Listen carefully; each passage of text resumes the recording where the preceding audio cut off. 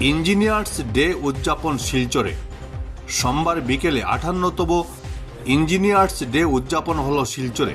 এতে প্রধান অতিথি ছিলেন শিলচর এনআইটি ডিরেক্টর সুমন বদ্দ। সম্মানিত অতিথি ছিলেন ওএনজিসি শ্রীকুনার chief general manager Niraj Kharbanda. এই অনুষ্ঠানে বিশেষ থিম ছিল deep tech and engineering excellence driving India. উত্তরীয় দেওয়া হয় এনআইটির অধ্যাপক বিপ্লব পালকে।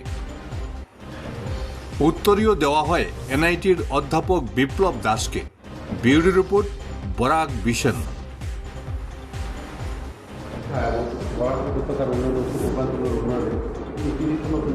বিশেষ ভূমিকা বিগত অনেক বছর ধরে দেখে আসছে। আপনি একজন কিংবদন্তি ব্যক্তিত্ব বরাক উপত্যকা আজকের দিনে নতুন প্রজন্মের কাছে কী বলতে চাইবেন? আজকে দেখুন, আজকে আমাদের একটা বিধিবদ্ধ দিন, মানে স্ট্যাচুটরি ডে।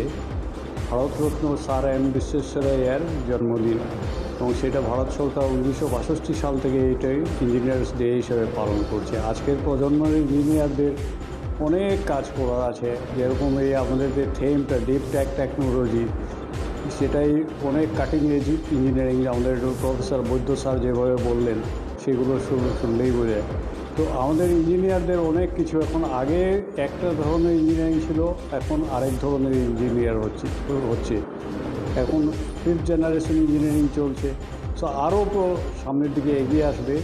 এবং আমি এই ইনস্টিটিউশন অফ ইঞ্জিনিয়ার শিলচর সমাজের দায়বদ্ধতার কথা স্বীকার করে, এবং আমরা প্রত্যেক কিছুদিন পরে আমরা একটা প্রোগ্রাম অর্গানাইজ করি, লেকচার মিটিং করি। যেমন কিছুদিন আগে আমরা সাইবার সিকিউরিটির উপরে করেছিলাম, সেটাও সেই আপনার ডিপ টেক টেকনোলজিরই একটা অংশ মতো হয়ে।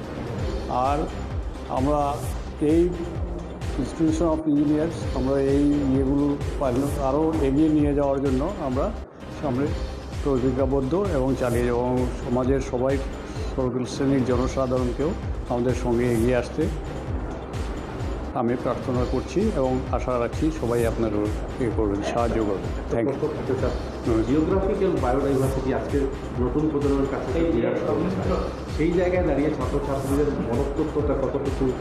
Geographical biodiversity is a quite new subject, এবং এটা সম্বন্ধে বলতে গেলে আমাদের জিওগ্রাফিক্যালের বায়োডাইভার্সিটি সেটা দুটো জিনিস। একটা হলো গিয়ে জিওগ্রাফি অ্যান্ড তার সঙ্গে বায়োডাইভার্সিটি।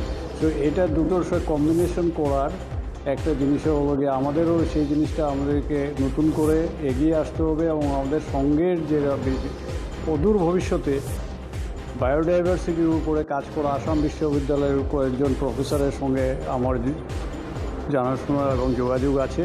আমার ইচ্ছে আছে এই নিয়ে আমরা একটা আলোচনা চক্র করব। ধন্যবাদ।